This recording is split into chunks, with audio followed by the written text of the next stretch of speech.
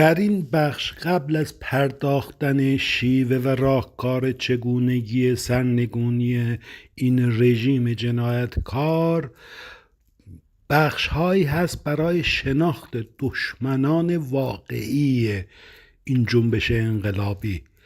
تنها این نیروهای سرکوبگر و حاکمان فاسد و جنایتکار نیستند که دشمن شماها نیروهای انقلابی باشید.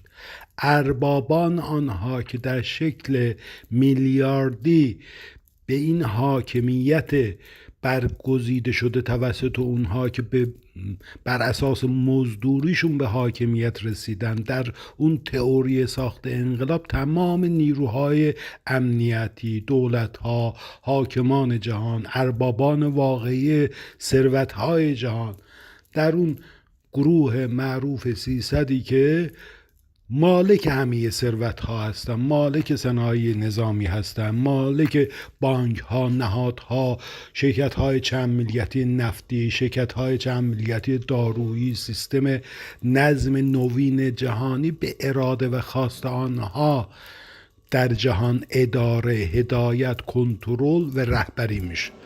باید بشناسی که دشمن اصلی شما اون اربابان واقعی هستن که یگانه ترسشون پیروز شدن شما در یک جنبش انقلابی که اون سیستم و اون نظم نوین جهان وحشی سرمایه‌داری رو با اون دولت متمرکز ستمگر کارگزار شدی با اون سیستم ادامه میدن.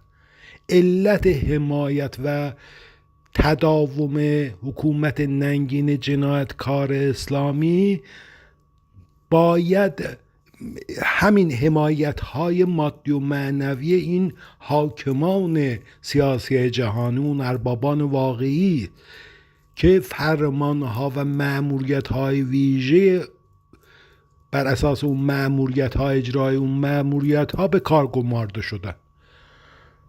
خیلی از نیروهای سیاسی ماهیت این دشمنی رو نمیدونن. اون دشمنی اصلی در بیرون از مرزها، توی اتاقهای فکری که این مزدوران رو رهبری میکنه، هدایت میکنه، بهشون پول، امکانات سرکوب میده تا خودشون رو حفظ بکنن، اون هست. و این ترسشون پیروز شدن یک انقلاب اجتماعی به دست شماست. هیچ کدوم از این نیروهای اپوزیسیون نما این ماهیت مزدوری و کارگزاری شده این نیروهای وابسته در کشور نیمه مستعمری که به شکل فئودالی رعایت میشه نتونستن تا حالا تحلیل و تعریف بکنن. جمهوری اسلامی مستقل نیست، یک کشور نیمه مستعمره است که بر اساس غارت آنها انتخاب شدن، به رهبریت رسیدن توسط توطئه‌های مختلف، کودتاهای مختلف حفظ شدن که تا این نظم وحشی نظام سرمایه‌داری اونجا عملی بشه، تا اون سودهای کلان هزاران میلیارد دلاری اون اربابان واقعی جهان، اون سودهای سرشار ناشی از جنگ افروزی مزدوران کارگزاری شده تو منطقه، توی جهان اجرایی بشه. پس دشمن اصلی شما تنها جمهوری اسلامی ایران نیست. شناخت دقیق این موضوع خیلی به پیروزی انقلاب حیاتی است. یه امر حیاتی است که باید به درستی دشمن واقعی اونها رو، نه نیروهای مزدور و سرکوبگر جنایتکاری که توی خیابان‌ها دست به کشتار میزنن. الان این رژیم دیگه پولی برای بسیج اون نیروها نداره. اون نیروهای سرکوبگر و نظامی قاتل و جنایتکار و شکنجهگر و اطلاعاتی هم گرسنه‌اند، پولی نداره برای سرکوب مجدد. بهترین فرصت.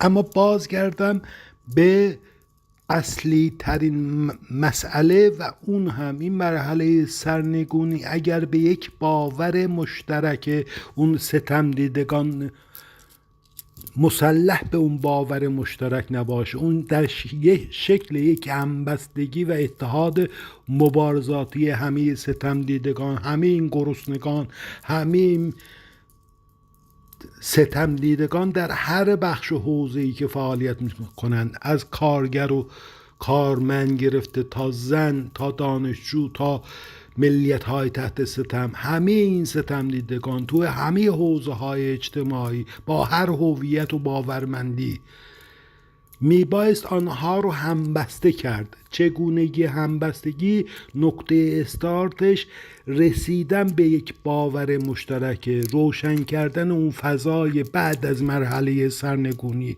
اعتماد و باور به خودشون که میتونن این تحول انقلابی رو انجام بدن و بتونن اون جامعه عاری از ستمگری رو ایجاد بکنن. یک راه هم بیشتر نداد. در بخش های مختلف این رو توضیح دادم چگونه میتوان به همه ستمگری ها پایان داد.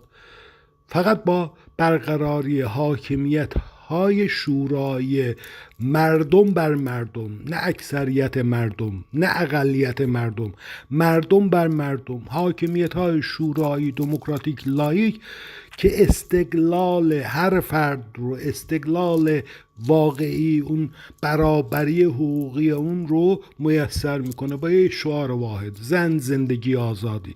تفسیرهای مختلفی از اون شنیده میشه. الان هم هماندیشان من در رسانه‌های محدود خودشون مانیفست خودشون رو، برداشت خودشون رو از این شعار دارم میدن. من هم به وظیفه فردی خودم و اون در شکل صاحب نظر، دارای نظر، تعبیر خودم رو از این مانیفست مشترک نیروهای انقلابی متشکل در هسته‌های انقلابی پیشرو و پیشگام این جنبش انقلابی دارم در میان میذارم. این میتونه حقیقت باشه، میتونه نسبی هم باشه. من میم بازم اعتراف میکنم که دانش و آگاهی تخصص ویژه‌ای آنچنانی ندارم که به همه موضوعات توی همه ابعاد اجتماعی، سیاسی، فرهنگی، توی همه حوزه ها اظهار نظر بکنم. صاحب نظر هستم، ممکنه علمی باشه، عملی باشه، دارم بیان میکنم.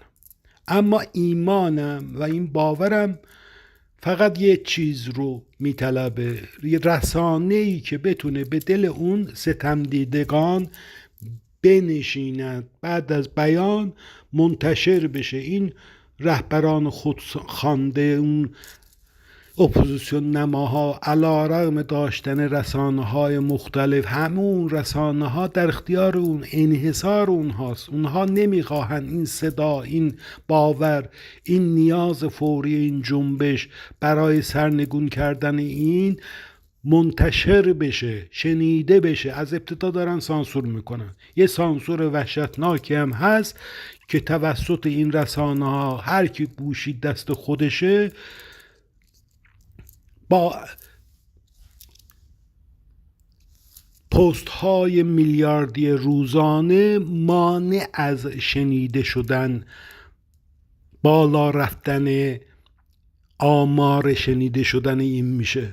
اون پست های میلیاردی سرزمین ما در یک روز مانع از این میشه که اون راهکار اصلی و بهترین راه، بهترین گزینه عملی سرنگونی که همان کسب همبستگی ملی، اتحاد مبارزاتی رو میتونه انجام بده، اون باور رو به دل ستم دیدگاه، یه باور مشترک رو بسازه، شنیده نشه، حذف بشه. لابلای اون پست های رنگارنگ از طرف بیشوران و بیمغزانی که فقط فراخوان میده: برید کشته شوید، سرنگون کنید، ما هم خواهیم آمد.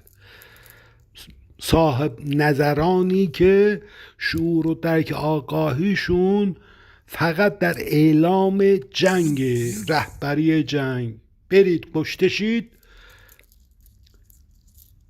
سرنگون بکنید، اعتصاب بکنید، فرمانهای اجرایی مثل پرزیدنت، فرمانهای اجرایی، فراخوانهای اجرایی، برید. هیچ کسی هم اقدامی نمیکنه. از لحاظ وظیفه انسانیش اون میلیون ها بی‌طرف مانده ای که بر اساس عدم باور به هر گونه تغییری، حتی آرزو گم گشتن، خیانتی نو پوزیسیون نماهای رسانه ها، اینه که با الغاء راهکارهای فرعی، با مشهور کردن چهره های سرشناسی که جمهوری اسلامی و اپوزیسیون نماها فقط تصویر سازی میشن، اونها رو نمایندگان مردم معرفی میکنن، اونها رو رهبران آینده، امام زمانهای نجات دهنده معرفی میکنن. تحلیل های آبکی، بیشعوری، بیسوادی اونها رو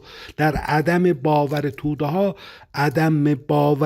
ها به اون رهبران خودسانده در طی 45 سال گذشته که پایگاه توده‌ای ندارن، همه رو شما شاهد هستید. خب پس اول داشتن باور مشترک، اعتقاد به راهکار مشترک و بعد انجام وظیفه انسانی برای شرکت در این انقلاب با کمترین هزینه ها. اون وظیفه وجدانی اخلاقی همه اون ستم دیدگان اینه که دیگر بی‌طرف نمانند. اون چشداشت رو اگر باور بکن، من ایمان دارم اگر باور بکنن رهایی، اون نجات بخشی میسر هست، ممکن هست، به دست خود آنها میتونه انجام بشه، میپیوندن به جبهه انقلاب، دیگه بی‌طرف نمیشه. چون چشم انداز آنها اینه. اون بهترین چشم داشتم اینه که به رهبر اعتقاد نداشته باشند، به رهبریت یک حزب، یک فرد، یک گروه.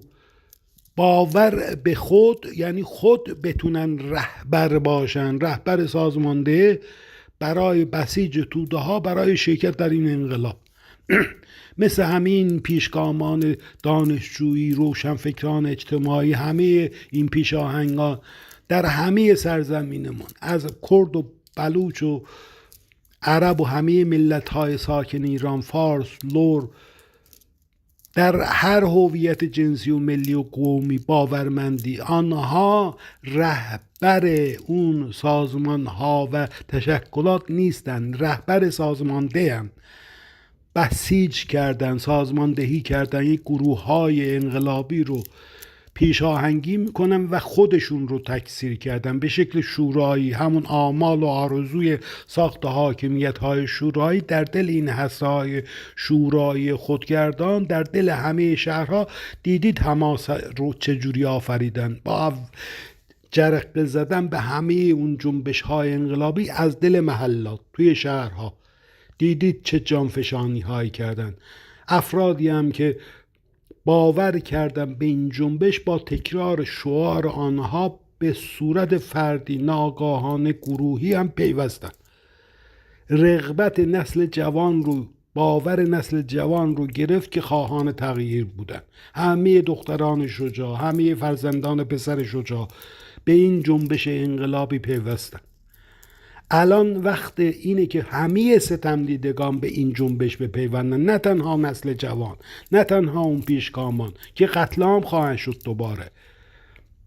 شما کارمند، کارگر، در هر بخشی، معلم، دانشجو، استاد، بیکار، ناامید، کرد، ترک، بلوچ، با اعلام آماده باش این عزیزان پیشگام، شما هم آماده باشید. هسته های خود رو تشکیل بدید از افراد شناخته شده دور و بری خودتون، تا در زمانی که وقتی اعلام استارت میشه و حتی قبل اون آماده شروع اعتصابات سراسری باشید. فرمان داده نخواهد شد. شما در هر جایی هستید، کارمند هر وزارتخانه هستید، کارمند هر بانکی، کارگر هر کارخانه در صنایع پتروشیمی، در هر جایی دیگر، بازنشسته هستید، گرسنه هستید، معلم هستید، پرستار هستید، پزشک هستید، دانشجو هستید. هسته های خودتون رو ایجاد بکنید که اون در لحظه موعود با دست کشیدن از کار، با تسخیر دانشگاه ها، با تسخیر اون اماکن، با تسخیر کارخانه ها، کارگاه ها، اعتصابات عمومی رو سازماندهی کنید. دیدید اعتصاب کردستان رو یک نیروی بالای بر سر آنها بود که با یک فراخوان کل کسب و بازار توی شهرهای کردستان در یک روز مشخص با یک فراخوان مشخص اعتصاب کردند. شما اون نیرو رو خواهید ساخت. شما اون بازاری، اون کسبه‌ای که اعتصاب نمی‌کنه رو میتونید اون نیرو باشید که تهدیدش بکنید. اگر به اعتصاب نپیوندی آتیش میزنیم. این تهدیدها رو بکنید. اگر کارگران صنایع نفت که بخش اعظم آنها انتخاب شدن با دستمزدهای کلانی که نفت، صنایع پتروشیمی و همه کارخانه ها میلیون ها کارگر رو ستم دیده، میتونن اون نهادها، هسته های انقلابی برای شروع اون اعتصابات رو ایجاد بکنن. بعد برای همراهی سایر ستم دیدگان، سایر همرزماشون توی همون کارخانه تولیدی، اونها رو ترغیب بکنن، نشد تهدید بکنن، نشد خرابکاری های شرافتمندانه انجام بدن، لوله های نفت رو بترک کنن، صنایع نظامی اون میلیاردها دلاری که از پول اون نفت به جیب این حاکمان جنایتکار میرسه مختل بکنن، سیستم های امنیتی رو هک بکنن، بانک ها رو هک بکنن، وزارت خانه ها رو تعطیل بکنن با نرفتن سر کار. اونهایی هم که میرن میتونن برقشون رو، سیستم ارتباطشون رو هک بکنن، اینترنتشون رو از بین، خرابکاری های شرافتمندانه بکنن.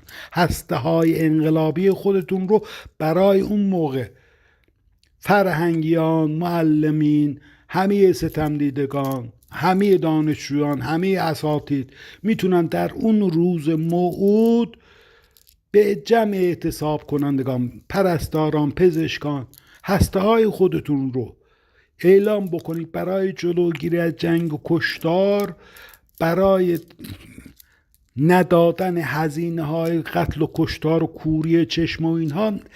این نیاز فوری جنبش انقلابی که در اون روزهای موعود 3 هفته بتواند این سرزمین شاهد اعتصابات سراسری باشد. نگران هزینه آنها نباشید. میلیون ها هموطن در خارج که توان مالی خود رو دارن به شما خواهند پیوست، چون اونها هم صدای من رو میشنون. اونها هم با جمع‌آوری پول و امکانات مالی برای کمک به اعتصابیون باید صندوق های حمایت از اعتصابشون رو از حالا جمع‌آوری بکنن. میلیون ها انسانی که درآمدی دارند برای کمک به گرسنه نماندن این نیروهای عظیم اجتماعی، در اون صورت موفق بشه. یعنی این شکل همبستگی ملی و در خارج و داخل به یکسان باید عمل بشه از حالا. ما این راهکار رو در گروه شوراهای حمایت و هماهنگی از انقلاب زن زندگی آزادی سازمان دادیم. در حد خودمون، با توان خودمون، هزاران نفر رو در گروه‌های حمایلی بسیج کردیم. اون کانال‌های امن رو ایجاد کردیم که این انتقال نیازهای فوری مالی به اعتصابیون، به خانواده‌های زندانیان سیاسی برسه، به اخراج شده ها، به گرسنه مانده ها، خانواده هایی که گرسنه‌اند، خواهان دادخواهیدن. مدل این رو ما در عمل پیاده میکنیم، منتها تعدادمون بیشمار نشده. شما میتوانید عزیزان هموطن تحت ستم مهاجری که بیوطن شدید، امکان مالیتون رو بسیج کنید در شکل میلیونی حتی میلیاردی، با یاریگیری از همه انسانهای آزادی خواه توی نهادهای، نه دولتهای جهان، این جاها، همه اون نیروها برای کمک مالی معنوی اونها از اونها درخواست کنید، جمع‌آوری کنید توی کانال های مستقیمتون، اعلام آماده باش بکنید از ها که ما این مبلغ رو به صورت شفاف ببینید. این سایت ما، این گروه ما در فلان کشور، آلمان، نروژ، در کانادا، ما این سایت رو ایجاد کردیم. هر کسی با نام خودش با هر مبلغی به ما برای کمک به اعتصابیون این مبلغ رو واریز میکنه. یه شورای نظارتی رو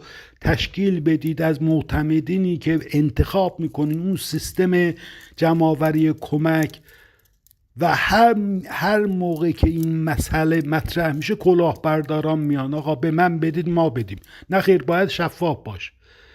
کمک به اعتصاب کنندگان رو، کمیته ها رو، این پیشنهاد من بود که ای کاش دوروبری های حامد اسماعیلیون توی برلین اجازه میدادن که به اون صدها 120,000 نفر اونجا جمع شده بودن برای پیشبرد و پیروزی جنبش انقلاب زن، زندگی، آزادی، به جای برافراشتن پرچم‌های متغیرشون، به جای شنیدن رویاهایشون، به جای دادن شعار، در عمل به اعتصاب، صندوق‌های اعتصاب رو به صورت شفاف بیان میکنن. خیلی کار راحتیه. یک گروه انتخاب میشه از معتمدین که این مسئولیت رو به عهده میگیره، جمع‌آوری کمک ها رو انجام میده، اعلام آماده باش میکنه. میلیون ها دلار در کانادا بفرمایید، اینم سایت ما حاضریم برای کمک به اعتصابیون. شما اعتصابات رو شروع بکنید، ما میرسانیم پول رو، گرسنه نخواهید ماند. اینجوری میشه، نه اینکه در کانادا بشینی فرمان بدی برو اعتصاب کن، برو کشته شو، برو سرنگون کن. منم یه شعار میدم، زن، زندگی، آزادی، تجمع میکنم، حمایت میکنم، بیانیه میدم، اعلامیه میدم، میتینگ میکنم. این همبستگی در داخل نیاز فوری به این حمایت ها و اون فراخوان آماده باش هایی داره که همزمان میتونه این نیروها، هسته ها در شکل کارمندی، کارگری، زنان، فرهنگی، در همه جاها، از مدارس بگیر تا دانشگاه ها، از کارخانه ها بگیرید تا همه مؤسسات تولیدی، در یک زمان میبایست دست از کار بکشن. اونهایی هم که نمی پیوندن با زور، با تهدید، با ارعاب مثل کردستان عمل بکنید. نکنی شریک جرم این جنایتکاری، نکنی باید اینها رو بفهمانید به اون بیطرفان بیشرفی که شکنجه ها و قتل عام های دختران خودش رو، نوه های خودش رو میدید، حس میکرد، با هزاران رسانه ها بیان میشد، شاهد قتل های فجیعی بود. وجدانش به درد نیامد که به جای نوش، دخترش، پسرش، فرزندش، فرزند این و آن و دیگران دختران، پسران سرزمین ما، به جای اینکه کشته بشن خودش بیاد سینه رو سپر بکنه در حمایت از آنها، یه 20 نفر رو جمع بکنه که بیایید نگذاریم آنها کشته شن. به جای اون نشستن، فراخوان دادن، بروید کشته شوید، سرنگون کنید، ما هم هیچ کاری نکنیم. هر فردی با هر توان مبارزاتی در هر جای این سرزمین وظیفه داره تا اون روزهای موعود این وظیفه وجدانی انسانی رو، اگر شرف انسانی داره، اگر انسان هست، بپیونده به این جنبش در عمل، نه در شعار، با ارسال پول، با کمک. همون پرستاران شجاع، پزشکانی که از مجروحین توی بسیج کمک کردن، از حالا باید آماده باشن، در حالت آماده باش. اونها هم به اعتصابات بپیوندن. هر فردی توی هر شغلی بیکاران هسته های خودتون رو چرا تشکیل نمیپیوندید؟ 10 نفر، 20 نفر، 100 نفر رو دور خودتون جمع بکنید تو محلات، هسته های خودتون رو در روز موعود آماده باش بکنید برای تسخیر زندان ها، برای فتح اون کلانتری ها، نیروهای سرکوبگر. نیاز داریم که این هسته ها همه‌گیر بشه.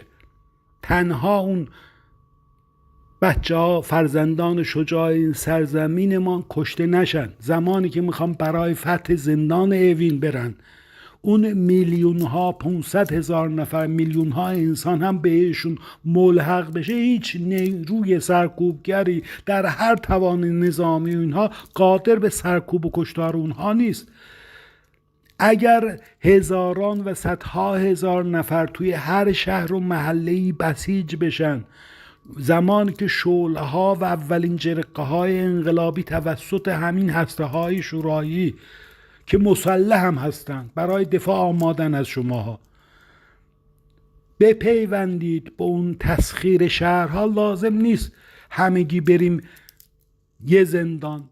در محلات، با تسخیر محلات، با شناسایی مزدوران، با شناسایی اون نهادهای سرکوبگر، توی مسجد، اون اماکن نظامی، نیروی سپاه، همه اونها رو از حالا شناسایی بکنید تا آن روز موعود 10 نفر، 100 نفر رو بسیج کرده و در حالت آماده باشید. هیچ فردی، هیچ گروهی، هیچ هسته‌ای لازم نیست از حالا شروع به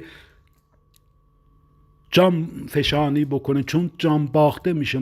هدفمان کشتار نیست، قتل نیست، نجات جان همه این عزیزانه. تنها آن زمان این اعتصابات و اعتراضات میتونه موفق بشه که در شکل میلیونی همزمان در داخل و خارج از کشور استارت خورده باشه. اون زمان رو هم شما تعیین نمی کنید. اون زمانی که اون تغییر از بالا، تعویض حاکمیت، حذف خامنه‌ای و سپاه و دیگران این پروژه رو میخوان اجرایی بکنن، اون زمان وقت انقلاب شماست. اون زمان رو هیچ فردی، هیچ گروهی، هیچ فراخانی رو باور نکنید. همه اونها جعلیه. از خارج نشینانی که رهبر مریم تابانشون فراخان میده برید سرنگون کنید ما بیاییم. فریب اون فراخان ها رو نخورید، فریب اون تاریخ های جعلی رو نخورید. فقط آماده بشید. نه ما رهبر شماییم، نه هیچ کسی رهبر این انقلابه. نه ما تعیین میکنیم اون زمان رو، نه هیچ فرد دیگری. اون زمان رو اون بالاسری ها، اون اربابان جهان، اون تغییرات، اون فشارها و اون تسلیم شدن ها و اون حذف ها، جنگ های بین جناحی تعیین خواهند کرد. الان آماده باشید. الان گروه ها، هسته های اعتصابی اعتراضی رو برای تسخیر اون اماکن نظامی بدون هزینه، به شرطی که اون صدها هزار نفر پشت اون هسته ها در اون محلات، در اون تسخیر اون اماکن نظامی حضور نیابن، هیچ کسی حق کشته شدن و جانفشانی نداره. این رو باور بکنید. اگر از حالا تا اون ماه‌های پیش رو این آماده باش، این رسانه‌ای بشه، به دل اون ستم دیدگان برسه، از حالا خودشون رو تجهیز میکنن، سازماندهی میکنن، خودشون رهبر این انقلاب میشن.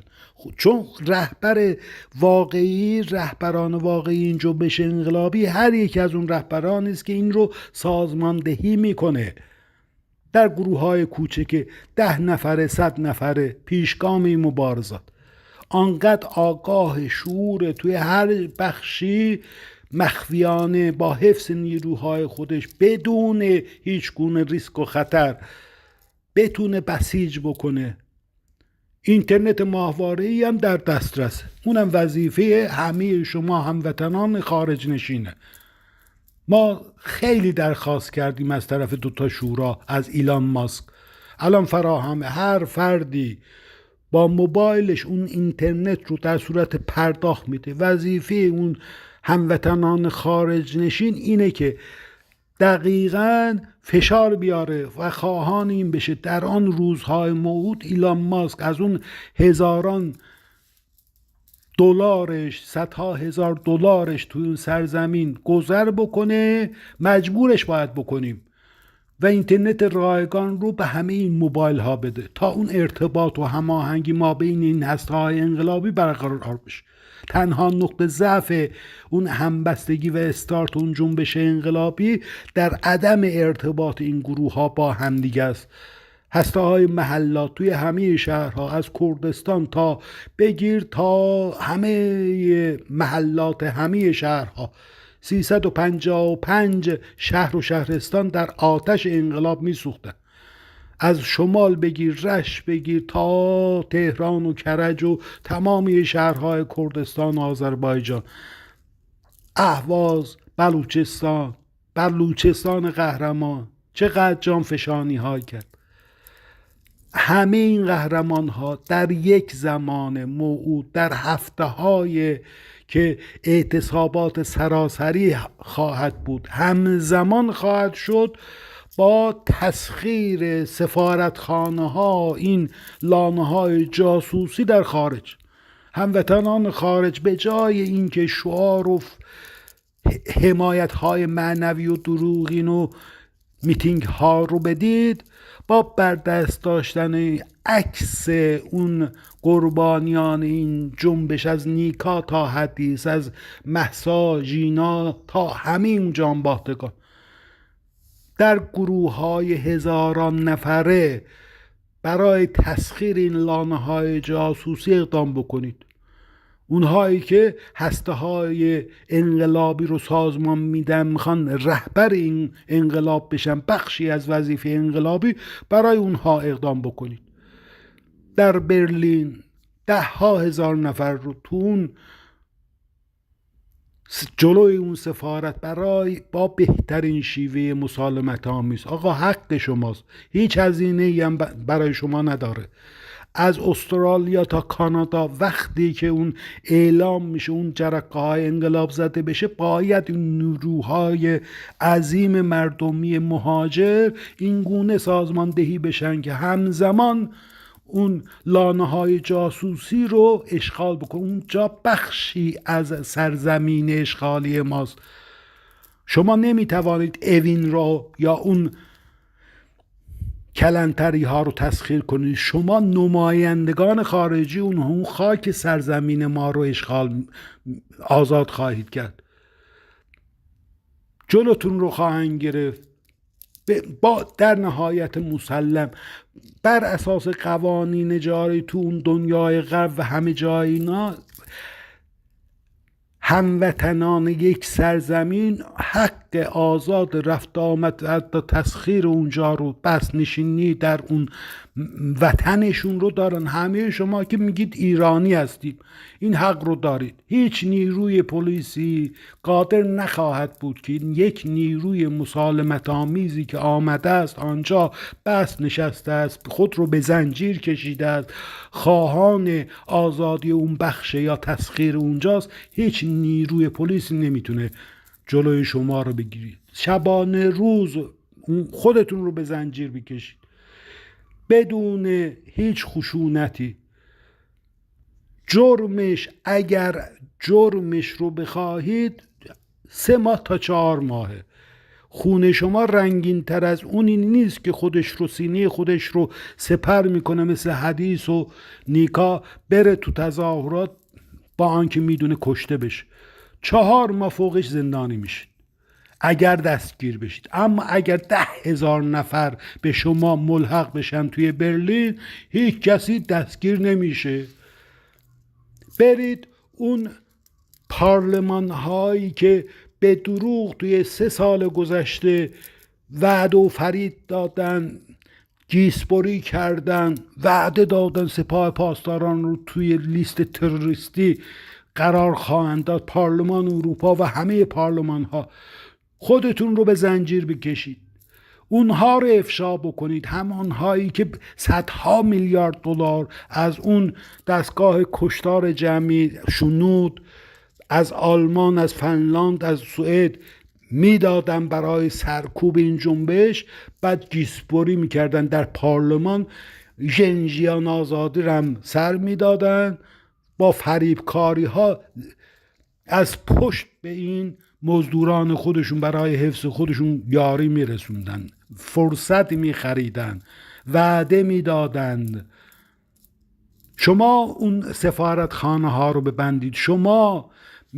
میبایست همراه با این جنبش انقلابی هسته های خودتون رو برای فتح اون سفارتخانه ها، برای این اقدامات عملی نه در شعار، اون اپوزیسیون نماهایی که این چنین فراخوان‌های جرأت ندارن، اونا سرنگونی طلب نیستن که.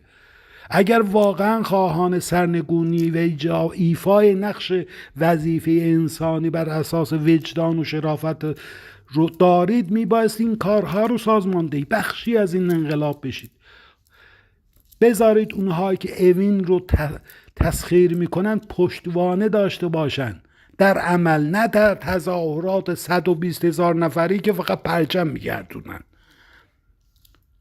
پرچم میگردونن. اونهایی که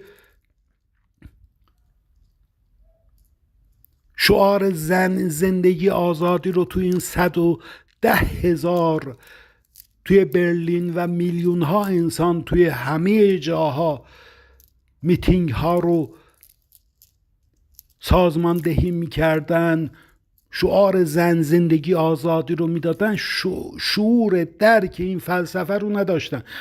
آقا جان، اون عزیز من اونجا بودم، نذاشتن دور بر حامد اسماعیل اینو بگم، شعار زندگی آزادی چرا مطرح؟ این جنبش انقلابی با چی مبارزه میکنه؟ با اون فلسفه حاکم، با اون تفکر شیعه اثناعشری ناشی از اسلام، بر اساس اون احکام اسلامه که این خودخوانده هایی که رهبر خدا در زمینند، فرمانده کل قوا هستند، شکنجه میکنند بر اساس فرامین اون الله و اون اسلام شیعه اثناعشریشون، به باکراها در زندانها تجاوز میکردن، به نیکاها تجاوز کردن بر اساس احکام شرعی اون اسلامه که به کافرها رو آدم حساب نمی کنن، زنان رو آدم انسان حساب نمی کنن و حق برابر به اون نمیدن.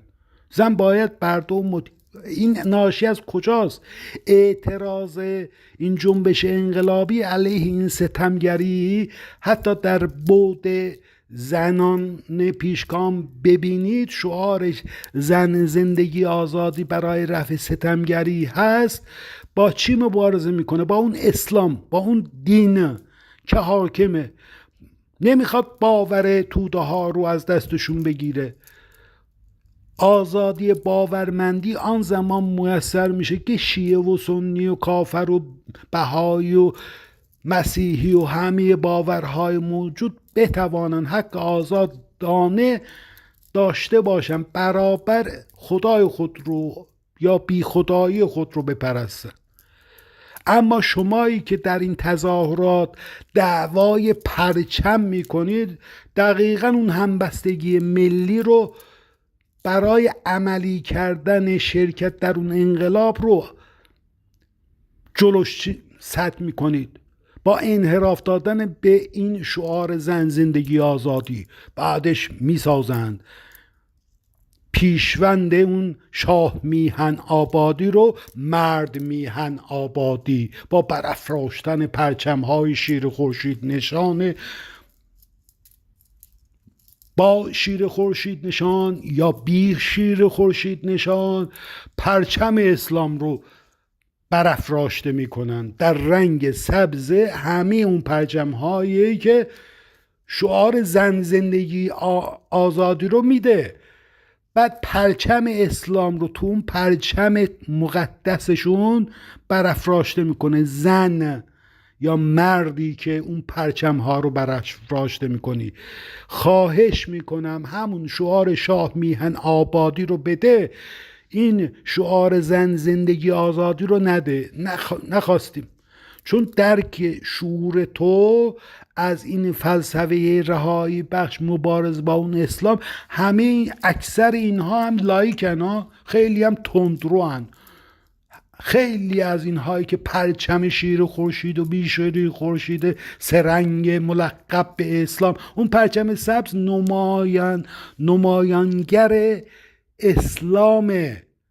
شعور درک این رو ندارید، فرقی نمیکنه. اون کرد پرچم سرنگ سبز نشانی که خورشید تابان وسطش میرخشه، وقتی شعار ژنژیان آزادی رو میدی، اون پرچم اسلام در دست تو برافراشته است. اون رنگ، اون ترک عزیز آذربایجانی که پرچم سرنگ سبز نشان اسلام نشان برافراشته میکنی، ادعای استقلال حاکمیت غیر اسلامی رو داری که به همه ستمگری ها فقط زمانی میسر میشه که یه چی مثل علیوف رو، یه حاکمیت مثل اون رو بیاری، کردستان مستقل پرچمش برافراشته شد، اون پرچم اسلام رو برافراشتی.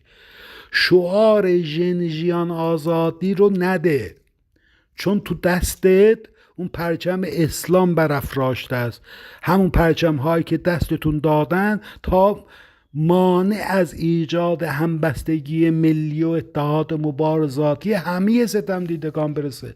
ای عزیز من، حداقل شعور درک این رو داشته باش که اونی که مسلسل شلیک میکنه، کور میکنه، اون فلسفه و باوری که اونجا در انحصار شیعه اثناعشری است، پرچم اون رو برافراشته نکن. توی سرنگون طلبی که حتی لایک هستی، بی خدا هستی، تویی که شعار زن زندگی آزادی رو به هر لهجه‌ای میدی، با هر زبانی، پرچم سرنگ وسطش هم زن زندگی آزادی رو نمایان میکنی، حداقل اون آرم اسلامی رو حذف کن، پرچم دیگری رو بپرست. برو اسپرم تو بپرست، پرچم تو بپرست، رهبر تو بپرست، ایدئولوژی تو بپرست، اما با بیشوری خودت این ننگ رو به این شعار، به این فلسفه رهایی بخش نده. آلوده به این ننگ بیشوری خودت نکن، مانع از همبستگی نشو. راهکار داری، میخوای سرنگون کنی، بفرما، راه با جاده دراز 46 سال پیش نکردید، برید سرنگون کنید. الان که این جنبش انقلابی ما یحتاج اون همبستگی و اتحاد مبارزاتی همه ستمدیدگان داخلی و خارجی است، مانع تراشی نکن. بروید میتینگ های خودتون رو با اون پرچم های ساختگی خودتون رو انجام بدید، صندوق های حمایت از اعتصاب ها رو فراهم بکنید، حداقل یه اقدام عملی بکنید دیگه. ببینید، در نهایت همه اون ستم دیدگان، بار دیگر تکرار میکنم، اگر به باور مشترک برسن در خوانش اون فلسفه پنهان شده رهایی بخش، ایمان داشته باشن به فردای روشن بعد از سرنگونی رژیم جمهوری اسلامی که قدرت و ثروت در دست آنهاست، هیچ رهبری، هیچ فردی در هر نقاب رئیس جمهوری و پادشاهی و حزبی نمیتونه رهبر بشه. هیچ قدرت در دست خودشونه، استقلالش رو داره برای تعیین حق سرنوشت تو اون شهر، تو اون بخش، تو اون هیته، اون جغرافیاش رو خودش تعیین خواهد کرد. به آزادی مطلق حقوقی میرسه، به اون آبادانی و رفاه، به اون همه ستمگری ها پایان میده، به همه اون ویرانی ها تو اون سرزمینش پایان میده و وطن رو از نو میسازه توسط خودش. رهبرش خودشه، رهبر تنش، مالک تنش، مالک روحش، مالک سرزمینش، مالکیت اون سرزمین در دست اون خواهد بود. اگر به این باور مشترک برسه، اون زمان میپیونده به این جنبش انقلاب دیگر. وقتی شعار زن، زندگی، آزادی سر داده میشه و استارت میکنه، اعتصابات سراسری، جرقه‌های انقلاب در محلات شکل میگیره، اون وظیفه انسانیش رو بر اساس این باورش عملی میکنه، میپیونده در شکل میلیونی به این گروه های انقلابی و اون موقع است که انقلاب میتونه اون مرحله سخت دلهره‌آوری که توأم با کشتار و قتل عام میتونه باشه، جلوی اون کشتار و قهرمانان رو بگیره، جلوی اون سرکوب رو بگیره. هیچ نیروی قادر نخواهد بود که اون میلیون ها انسانی که از دل محلات تهران، کرج، سنندج، کرمانشاه، تبریز، اهواز، در بلوچستان، در خراسان، در شمال، در رشت، همه جا میلیونی همزمان دست به اعتصاب زدن، هیچ کاری نمی کنن، مدارس بسته، دانشگاه ها بسته، اما حضور دارن اونجا. در خیابان ها میلیونی آمدن بیرون و محافظت میکنن از فرزندان انقلابشون به صورت مسالمت آمیز. هم اگر شماها رو ببینن، هیچ نیروی قادر به کشتار و قتل عام این کودکان و فرزندان من و شما نیست. این رو باور کنید. راهپیمایی سکوتی که رهبران خود خوانده توی جنبش سبز ارائه دادن میتونست به جای سکوت اینها رو به شما بده. سرنوشت شما اون زمان تعیین میشد که رأی منکو رو تبدیل بکنید حق منکو. اون تجربه های تلخ شکست رو داشته باشید. اون هزینه ها و قربانی ها در آشوراهایی که توی قتل عام این فرزندان ما انجام شده رو ببینید. الان اون شانس و تنها شانس تاریخی مهیا شده. رژیم فروپاشی کاملی شده از لحاظ اقتصادی، سیاسی، اجتماعی. توان ادامه حیات روزانه خودش رو نداره. برای تأمین هزینه هاش شورش گرسنگان در پیشه. این گرسنگان میلیونی، همه شما ستم دیدگان همراهی خواهید کرد وقتی به این باور مشترک برسید که میتوان و باید این رژیم رو سرنگون کرد و با کمترین هزینه ها. راهکارهای دیگری داره توی حجم گسترده. چه باید کرد؟ اون صندوقهای حمایت مالی، اعلام حضور انقلابی توی همه سطح جهان، از استرالیا تا کانادا، همه جا. اون حاکمان، اون اربابان سیاسی جهان رو جلوی پارلمان ها افشا بکنید. از حالا آماده پذیرش فرار اون خانواده هایی باشید که با پول و غارت شده میان به کانادا، میان به اروپا. جای فراری براشون باقی نذارید از همه اون جنایتکارانی که حالا دارن فرار میکنن، چون این بوی انقلاب رو شنیدن و خیلی از اونها قبلا رفتن. تو گروه های خودتون رو برای اعلام جرم به این مزدوران فراری توی کانادا با اعلام جرم، رسیدگی قضایی به جرم شرکت در جنایت های بشری از حالا حاضر کنید. اونهایی که اونجا فرار کردن هستن. بدون این اقدامات عملی فقط در شعار حامی این انقلاب نباشید، عمل بکنید به باورتون. این اپوزیسیون نماها قادر نیستن شما رو بسیج بکنن، چون اونها اصلا سرنگونی طلب نیستن. اونها تشنه قدرتن، در آرزوی تسخیر قدرتن که با حزبشون، دکانهای سیاسیشون، با رهبر مقدس خودشون که صاحب اسپرم مقدسه اون رو تسخیر بکنه. اینها هم بیاین مثل سپاه پاسداران و کل اون نهاد روحانیت دور اطراف آنها بچرند و همون ستمگری رو ادامه بدن.